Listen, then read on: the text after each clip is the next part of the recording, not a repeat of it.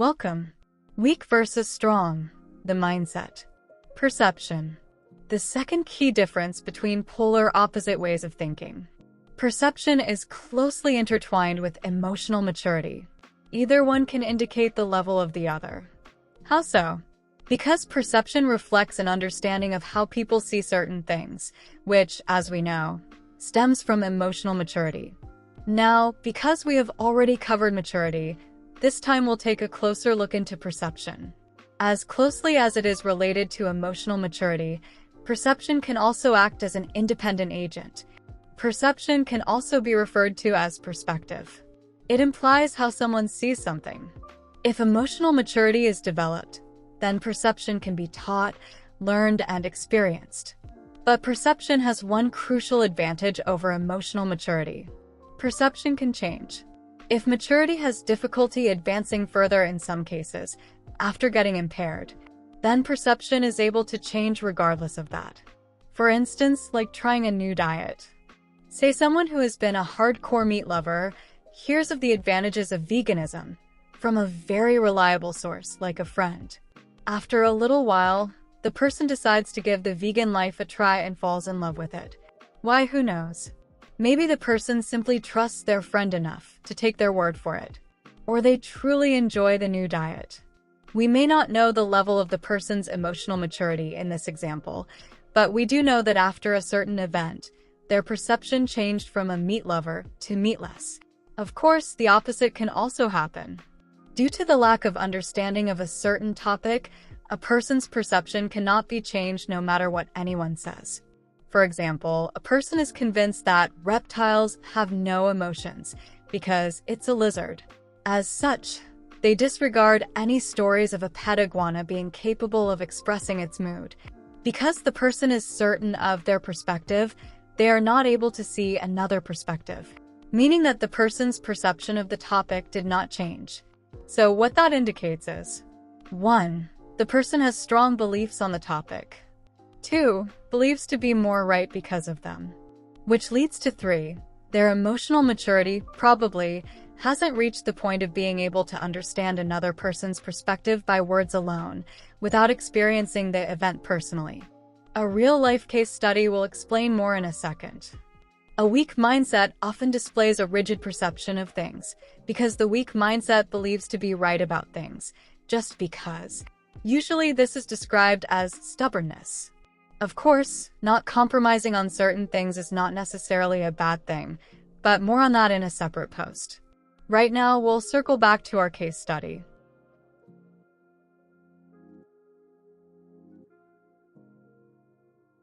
This is a real-life example of when the same situation is viewed as complete opposites. Picture it, a single house in the middle of nowhere. Literally. Surrounded by nothing more than rye fields as far as the eye can see. Or a drone. Pictures are taken from above and shared of the location described. Looking exactly as described, a single house with nothing but empty fields surrounding it. With only one 80-year-old living in that house. The caption above the picture says, "Our beloved house. Such a lovely view." True. For a person that perhaps grew up there and now has an elderly parent living there still. However, the same picture can be viewed as quite a lonely view too, when considering that it is a single house in the middle of crop fields, with an elderly person living there alone.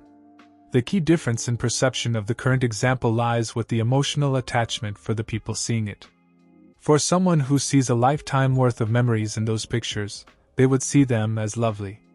If they had a positive attachment to the place, which is evident in the caption. Now for someone who does not share the same emotional attachment to the place shown in the pictures, logic dictates that the pictures seem anything but lovely. Which is understandable, because the judging of the view is based on a different perspective. Time for some psychology. Emotional attachments happen to people all the time. Be it a pair of favorite slippers, car model, TV show, a couch. You name it.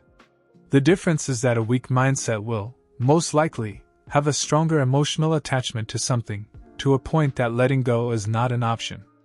You know when kids have a favorite toy or a blankie? Something that they must have at all times with them? Something that, if gone missing, will be on par with a national security level alert? Children do it because their minds become attached to items emotionally, without a logical explanation. Why? Because children do not need logic. All they need is that item. The same principle applies when an adult has a weak mindset. What happens then is that a person judges situations based on the level of their emotional attachment, and at times fails to adequately judge a situation. A strong mindset is able to judge their attachments differently. It can be based on an item's usefulness, durability, or an emotional event. Either way, at some point, a strong mindset will be able to detach and evaluate the same situation from a different perspective. This is the end of the case study.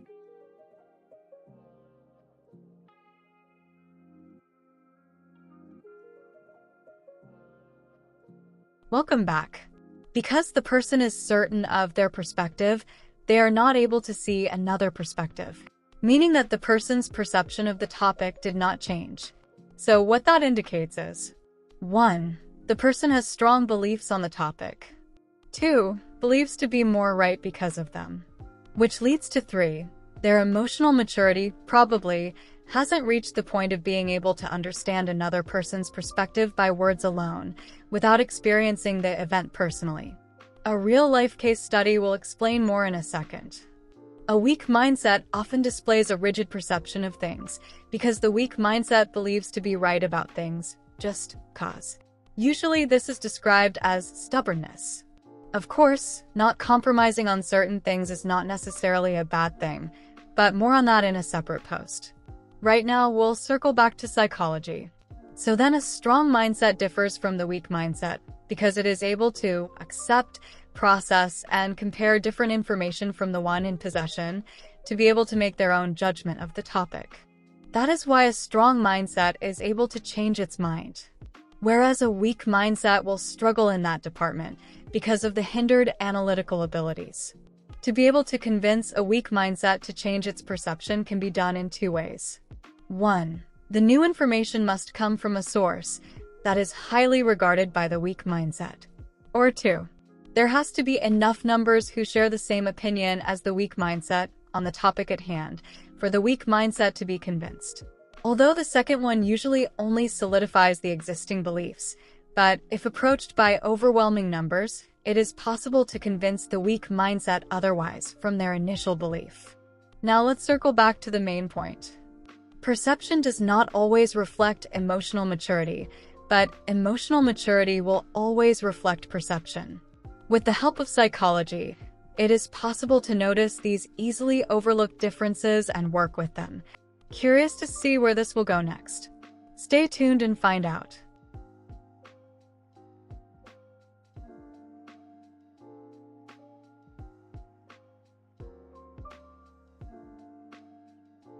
You have reached the end of this post. Thanks for listening. Stay tuned for more, and always remember, mental health is important. Take care.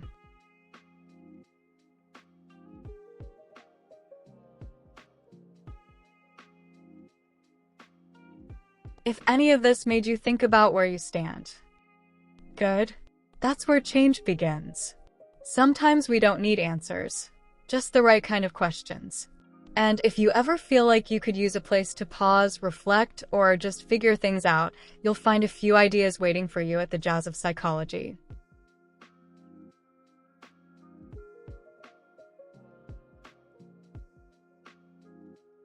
No love? No problem. Learn to see and listen to the world around you with the next post.